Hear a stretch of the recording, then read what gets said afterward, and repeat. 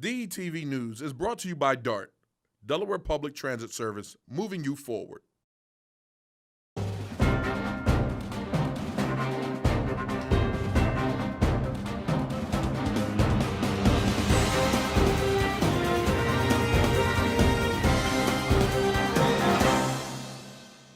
One major hospital has changed its stance on whether employees must be vaccinated, and it's not sitting well with some staff. Coming up, what they plan to do about it. Plus, 2 school districts are offering paid incentives to employees who get vaccinated. We've got the details. And we've got the latest in local sports, so stay with us. Hello and welcome to DETV News, your trusted news source. I'm Lauren Wilson. And I'm Matt Ford. Thanks so much for being with us. Matt, those stories are ahead, but first, Delaware's COVID cases are going in the wrong direction. And that's why Delaware Governor John Carney announced a new recommendation for unvaccinated people in the state. The chief executive joined health officials in calling for unvaccinated people to undergo weekly testing. Why? Because the Delta variant of COVID-19 continues to spread, with the numbers rising dramatically. While vaccinated people can get the virus, their symptoms tend to be mild, and the majority of cases occurring in Delaware are among the unvaccinated. Fully vaccinated people are recommended to get tested 3 to 5 days after being exposed to someone with the virus, but health officials say they do not need to quarantine.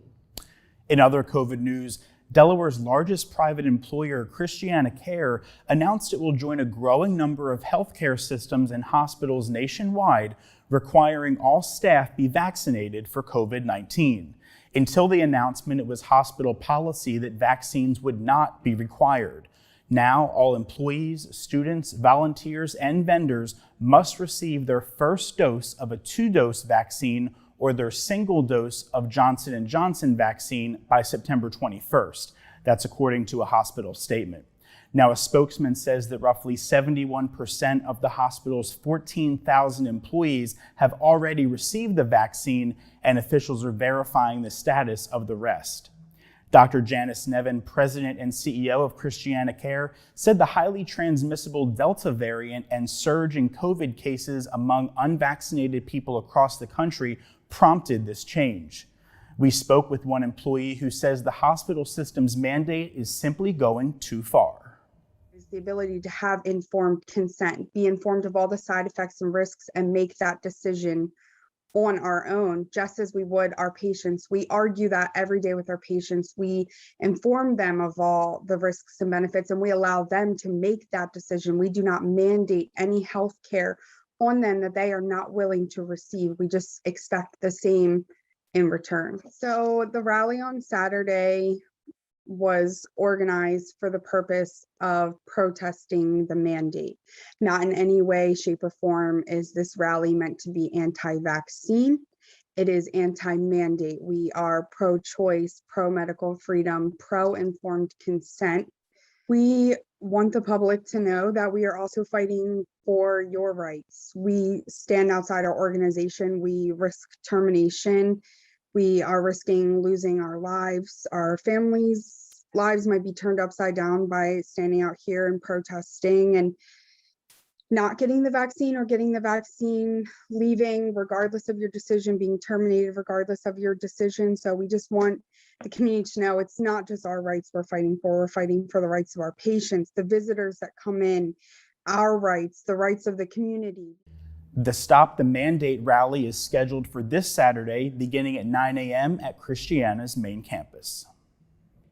Still on the COVID front, 2 Newcastle County school districts are willing to pay employees who are vaccinated. The Colonial and Red Clay school districts are offering $100 to those who show their vaccination cards. The Colonial School District has about 1,500 employees and will use federal funds to make the payments to those who show proof by September 15th. No word yet if other districts in the state are planning similar incentive programs. In other news, it took 6 years and 4 separate bills to pass legislation increasing special education services to Delaware students in kindergarten through 3rd grade. Governor John Carney signed the legislation this week. These funds will help put actual educators, lessen the class size, and really promote early identification, intervention for these students. Schools are required to provide these services, whether there's funding there or not, but this will help with the resources, the bodies, the educators, and all the resources the kids need in order to be successful. In more legislative news, Governor John Carney signed 7 pieces of legislation into law this Wednesday.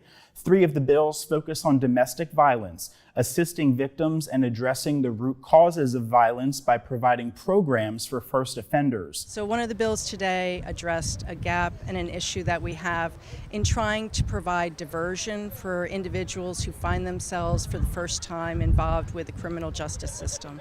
Through diversion, offenders can take accountability, have intervention and support services so that they can address whatever the issues are that are causing the violence in their lives. And that way keep them out of the criminal justice system, because if they complete that and they do it well within that year's time, then they can have those charges dismissed completely off their record. So we want to make sure that people have those kinds of opportunities. Another law removes firearms from the home of anyone charged with a domestic offense. Consumers will have an easier time canceling automatically renewed contracts under another bill signed by the governor. And finally, 2 bills focused on nursing licenses, allowing nurse practitioners to open independent practices. The bills were passed in the legislative session that ended June 30th. We're going to take a quick break. Stay with us. There's more news ahead. We're back in just 60 seconds. There was an old woman who lived in a shoe. She had so many children, she didn't know what to do.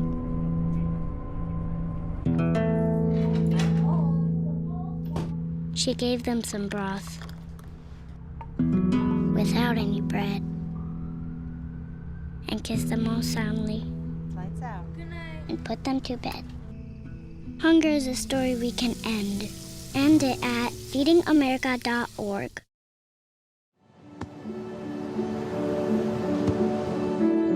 I don't remember how it started. Go to that. Oh boy. Our back and forth. It always came back. Dad! You probably don't remember what you told me, That was perfect. but I heard every word.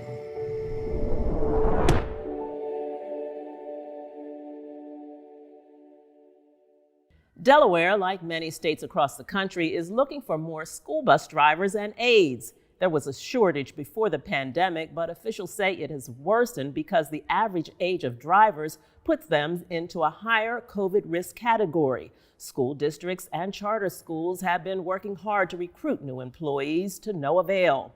With schools reopening soon, the pressure is really on to get more drivers and aides. Several measures have been taken. The state is offering a stipend to those who complete the training requirements, and there's an offer for higher pay. Those interested can contact DOE at the number on your screen. Newcastle County Police have seen a spike in overdose calls, with most connected to heroin and fentanyl. In recent days, first responders have been unusually busy, and reports indicate 3 people have died. If you or someone you know is struggling with drug addiction, help is available by applying for the Hero Help program. It offers recovery treatment services even for those without insurance. For more information, call the Delaware Help Hope line at 833-9-HOPE-DE. More than $1 million worth of drugs, along with dozens of guns and $180,000 in cash, won't hit the streets thanks to a major drug bust. And investigators say a 52-year-old Newark woman is among 10 new defendants charged in connection with what's considered to be a major heroin and fentanyl drug ring. Desiree Gibbs and 9 other people have been charged by the U.S. Department of Justice. 4 others are already indicted. 7.5 kilograms of heroin and fentanyl was confiscated, with 14.5 pounds of methamphetamines. State Auditor Kathy McGinnis wants to turn everyone into a citizen watchdog, and she recently launched a website to help them become just that. The so-called Gray Fox Initiative will track where and how a second wave of COVID-19 federal funds are being spent in Delaware. The state portal will be made available to municipalities, cities, towns, counties, along with districts and school agencies that get the money. So far, only about a dozen towns have joined the site. For those communities that have not joined the initiative, the state auditor says it's up to the citizens who live there to encourage their officials to do so. If you've driven I-95 through Wilmington, you already know it's a nightmare. Well, buckle up. There's yet another new traffic pattern to follow on the southbound I-95 part of the project from 202 to the 295 split. It means more exit and entrance changes to get in and out of the city. The only good news, DelDOT plans to have all ramps and lanes reopened by February of 2023. Yes, that's a long time, so pack your patience when you're driving 95. And if road construction and traffic get you stressed, this next story is for you. Here's DETV's health and wellness correspondent Donnie Beaujolais-Smith with more about this silent killer. Well, we've heard it before, stress kills, but I never really believed it until I started looking more deeply into the evidence. And guess what? It does. See, when we get stressed, chemicals and hormones literally surge throughout our body. At a particularly stressful time, you can feel your heart rate increase, break out in a cold sweat. For many, they can get an instant headache or stomach pains. But here's the thing, stress should be temporary. Those symptoms I just described should decrease or go away once the stressful situation subsides. Unfortunately, a shocking amount of people live with daily and extreme stress. When surveyed, 80% of Americans reported they'd had at least one stress symptom in the past month. 20% reported being under extreme stress. That means those chemicals and hormones are surging through the body on a rapid-fire basis every single day. And it's this level of chronic stress that can lead to many negative health outcomes. Chronic stress can lead to weight gain, high blood pressure, sleep problems, memory fogginess. And if that wasn't bad enough, it can also lead to osteoporosis, type 2 diabetes, and weaken your immune system such that you're vulnerable to a host of various infections. Look, I don't want to give out a bunch of scary facts without offering real-life suggestions. When I first started thinking about stress and its impact on health, my own health included, I turned to a close friend of mine that I had watched go through a period of chronic stress and the tools she put in place to manage her life. Ingrid Austin is a newly single mother of 3 amazing children who found herself at a crossroads when she had to recreate her life after going through a divorce, moving her family to a new home, and transitioning back into the workforce after being a stay-at-home mom. I guess the very beginning was going through a divorce. That's just generally stressful. I have 3 kids, so managing a divorce and children simultaneously was a lot for me. This was all consuming because everything changed. With my, before you would have stress, but you would be able to come home and let go of it. But this stress was at the root, was at the home. So there was really no escaping, and it affected really everything. I initially thought that meditation would be helpful, only because I had heard about it. I didn't know a lot about it. I did some online research and I learned about the Calm app. A few of the things that I took away from the meditation was just really taking a moment and slowing down, changing my perspective in that sense was really helpful. And then the other big thing I got from meditating is just really finding gratitude in things. So I started that in 2016 and I've really built a consistent yoga practice since then. But when the pandemic happened, I feel like I doubled down on it. Things had gotten stressful again, like the stress level had gotten higher, and I really tuned into my meditation and yoga practice. I still meditate at least 10 minutes a day. Sometimes I'll do several sessions. I wake up, I usually do 10 minutes before I get out of bed. I'll try and do a yoga practice during lunchtime if I can. And then I'll try and do a meditation practice again before bed. So lately I've been getting closer to 20 minutes meditating.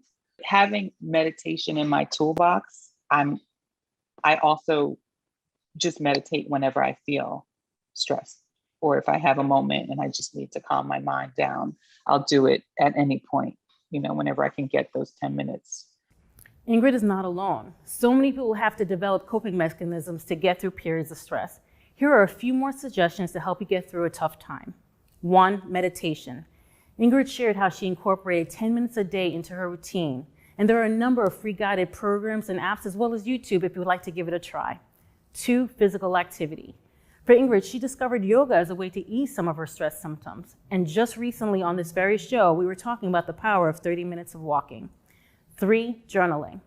Writing down our pain, but also the things we are grateful for, help to release stress and remind us that bad situations are temporary. 4, support. Find that one person you can talk to. Ingrid and I call our version of support safe sister spaces. And when we invoke that term, we know that we can share the hardest parts of our lives with no judgment and total privacy. 5, therapy. You and your friends, even the ones you feel safe with, are not experts in healing from trauma, grief, or stress. If you have access, get therapy. The one reality is that no one is spared from stress. It happens to all of us. But you can armor yourself to recognize what you're going through, manage your symptoms, and use tools and resources to help you develop the coping mechanisms to get through stressful times. It can literally save your life. I'm Donnie Woodley-Smith. This is your Health and Wellness Report for the week. I'll see you next time. Thank you, Donnie. Now here's something that may have rattled some nerves this week. Many Delawareans in Newcastle County felt the earth move yesterday morning around 11:30, but scientists say it was not an earthquake. It turns out the loud boom and shaking was likely caused by an experimental explosion at the Aberdeen Proving Grounds in Maryland. Now, there was a weak earthquake reported southwest of Columbia, Maryland Wednesday, but that occurred around 2 a.m. and would not have been felt at 11:30 a.m. here in Delaware. Closer to home now, Newcastle County Police are asking anyone with information about a 35-year-old murder suspect to please give them a call. Justin Michael Chauffeur is charged with first-degree murder and stalking in connection with the February killing of his estranged girlfriend, Nicole Crawford. Now, Crawford's mother contacted police after the murdered woman's employer called to say she had not reported to work. Investigators found Crawford's remains in her bedroom. Police identified Chauffeur as a suspect over the course of a multi-state investigation. Anyone with information about Chauffeur who uses the name Justin Giarantino online can contact Detective Michael McNasby of the Newcastle County Police Department using the information on the bottom of your screen. And Wilmington police are also seeking the public's assistance in connection to the 2012 murder of Anthony Newman.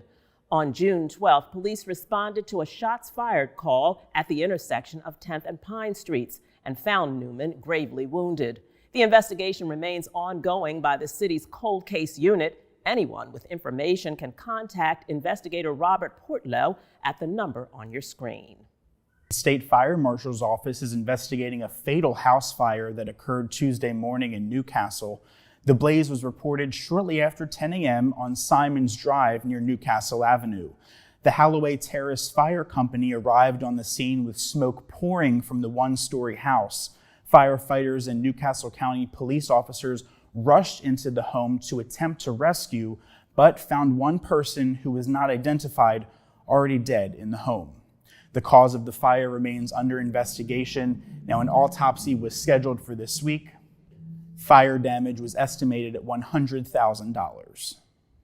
It just got easier than ever to appeal a traffic ticket with the city of Wilmington. This week, an online ticket appeal process was launched to help drivers challenge a ticket. The online system also produces a record of all interactions with the city. An appeal decision will be made within 10 business days and will be delivered by email. Residents, business owners, and visitors can access the ticket appeal section on the city's website. In addition to the new online appeal process, the long-established written appeal process will still be around. That process is explained on the back of a ticket. We'll be right back. Sports is just around the corner, so stay with us. You know, a lot of people say when you're going somewhere, you don't want to look back. But I beg to differ. I can't lie and say it was easy. I looked at everything in a different light. I realized it started with me going back and getting my high school diploma. Welcome back inside DETV. I'm Nick Alessandrini. A big week in pro sports for some Delaware athletes and our Philadelphia 76ers. But let's start with Nashawn Bones Highland, who did hear his name called last Thursday night in the NBA draft.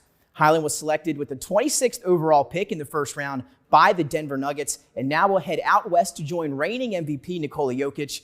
And the St. George's grad was coming off a sophomore campaign at VCU where he averaged just under 20 points per game and took home A10 Player of the Year honors. Bones becomes just the third Delaware high school player to be taken in the first round of the NBA draft.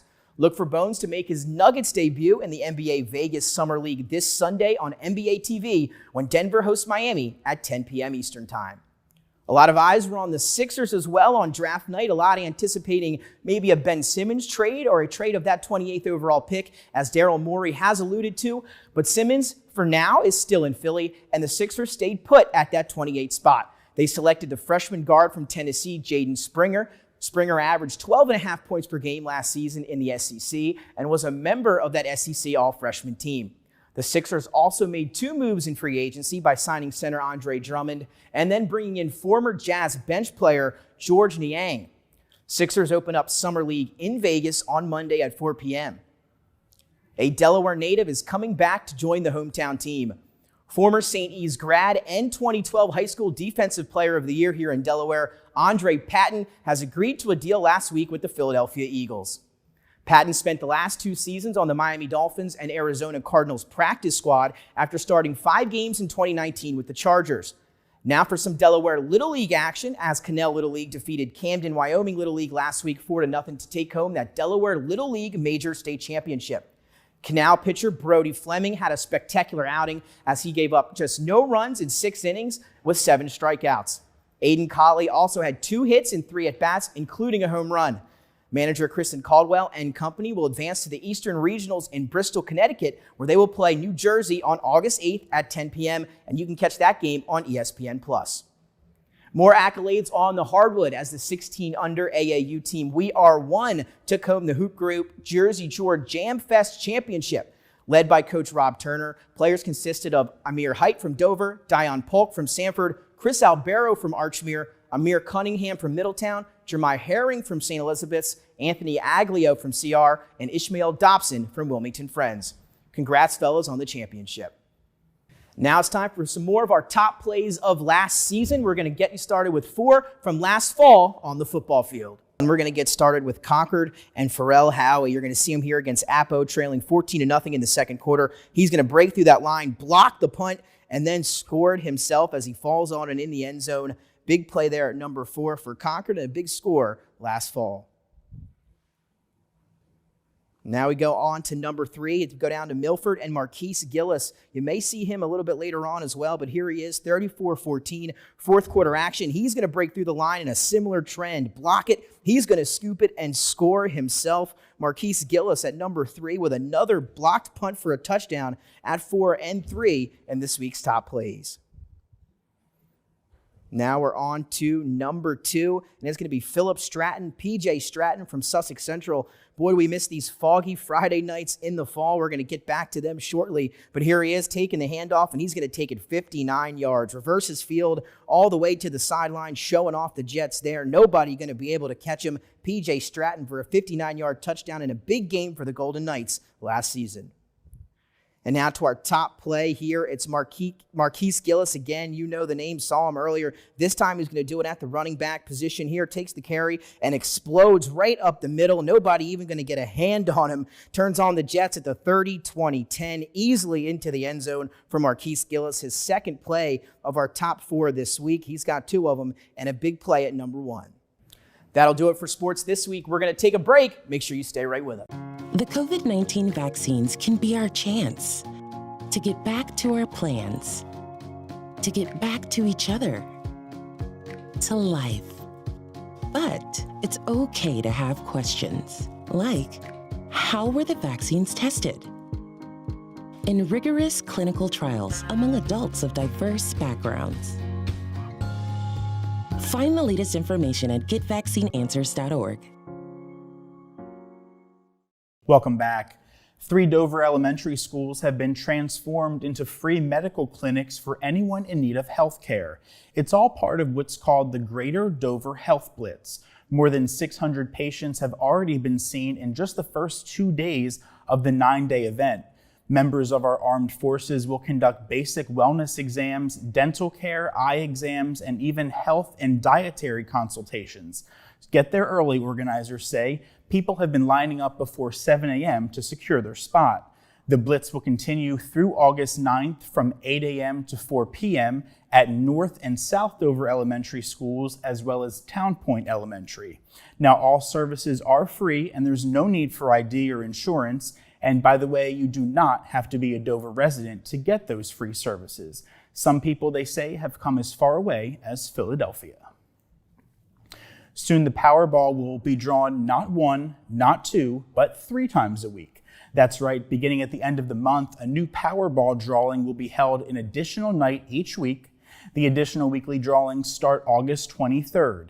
It means you have the chance to hit the jackpot on Mondays, Wednesdays, and Saturdays.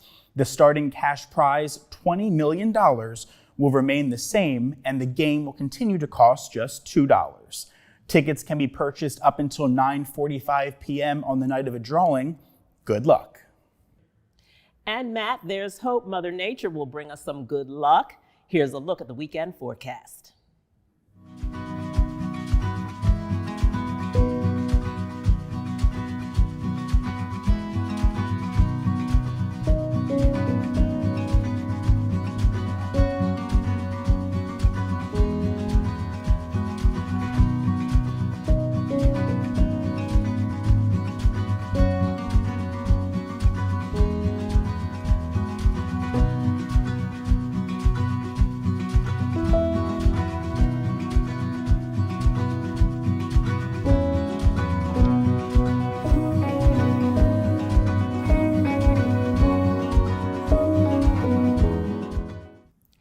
It looks like Mother Nature is going to cooperate for the largest free jazz festival on the East Coast. The Clifford Brown Jazz Festival is back on Rodney Square, and DETV News will be bringing you wall-to-wall coverage. Our own Ivan Thomas is there. Ivan, what's going on at the square? So there was another dynamic night here in Wilmington. The 34th annual Clifford Brown Jazz Festival has taken off, and I have to tell you, it was simply amazing. Artists such as, and I'm gonna give you just a rundown of the artists that you can expect to see, is the Boise Lowry Living Jazz Residents, the Clifford Brown Festival Orchestra, Diane Reeves, Eric Benet, Gerald Veasley, and Grover Washington Jr. Wow. I'm telling you, there's a lot happening here in Wilmington. As you can see right now, they are actually taking down the stage because tonight was just simply amazing.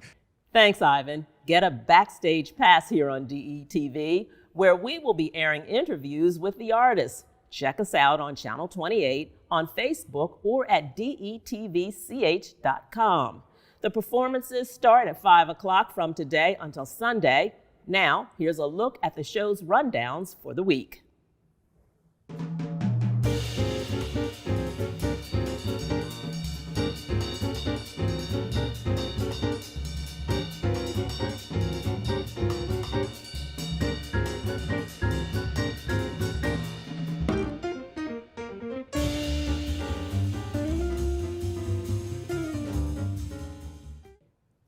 In news from Sussex County, talks continue to make the area safer for pedestrians with a focus on Coastal Highway.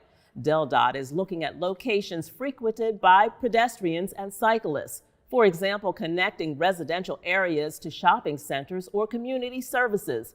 A single bridge would cost about $4 to $8 million, depending on the size and materials that are needed. And the city of Lewis may soon pay special recognition to a portion of the city's beach that was once segregated. The beach would be called the Johnny Walker Beach. During the Jim Crow era, that was the place where people of color vacationed and soaked up the sun. The Lewis African American Heritage Commission said the beach was the home of the well-known Johnny Walker restaurant. Walker opened the restaurant in the late 60s and created a fun and accepting environment for everyone. If approved, the Parks and Recreation Commission will bring the proposal to the mayor and the city council in September. If anyone has photographs or memories of what was once called Beach 2 and would like to share them, you are asked to contact the African American Heritage Commission in Lewis. The Wilmington Police Department is recruiting for the 101st Police Academy. Applicants must satisfy several requirements, including being 21 years old, a U.S. citizen, a high school graduate, and have a valid driver's license. The recruitment process includes a physical and written test, a polygraph exam, drug screening, and an extensive background investigation. Starting salary is just over $53,000, and the deadline to apply is August 31st. Visit the website below for more information or call 302-576-3177. A campaign to lower prescription drug prices has come to Delaware. Protect Our Care launched a digital ad in the first state as part of a 7-figure campaign about the skyrocketing cost of prescription drugs. The ad is part of a national campaign running in 15 states that seeks comprehensive federal legislation to lower drug prices, including allowing Medicare to negotiate pricing with drug companies. The ads will run through August. Dîner en Blanc is making a comeback in Wilmington this fall following the COVID-19 pandemic. This year's theme, the Roaring '20s. The rules for the outdoor Parisian-style picnic are still the same. Wear all white and be creative and get with the theme. Don't forget to pack your own table, linens, chairs, plates, and all the decorative touches that make that event special. Attendees can bring their own food and wine or champagne or indulge in prepaid catered meals that can be picked up on site. Dîner en Blanc began in Paris more than 3 decades ago. It's now held in more than 90 cities. This year's event will be smaller due to public health concerns with a maximum of 2,500 people. Extra safety measures will also be in place to follow large gathering guidelines. The ticketed event will be on Saturday, September 25th, rain or shine. And as always, the location of the event remains a mystery until you get there, which makes it even more fun. Matt, I attended both of the Dîner en Blanc events that were held in Wilmington and was even a volunteer at the last one held on Market Street, and it really is a magical event. That's great. I haven't been to the one in Wilmington yet. I hope to get there, but I've been to the one in Philadelphia twice. And as you can imagine, just like you said, it was super magical. All the lights, everybody dressed in white. It was amazing. And finally, Matt, here's a doggone good way to end our week in review. The city of Dover has a new police officer, but this one has 4 paws and a tail. Roy, a 2.5-year-old yellow lab and golden retriever mix, just joined the force as a facility dog. He'll be a part of the community policing unit. Roy's primary job will be to serve as an ambassador to the department, attend community outreach events, schools, and help calm and comfort crime victims, witnesses, and anyone else who may be afraid, uncomfortable, or nervous during a police encounter. In just 2 weeks' time, Roy is already one of the most popular officers in the police department. Way to go, Roy. All right. Well, that'll do it for your Delaware Week in Review. For all of us here at DETV, I'm Matt Ford. And I'm Lauren Wilson. Thanks for watching, and we'll see you next time.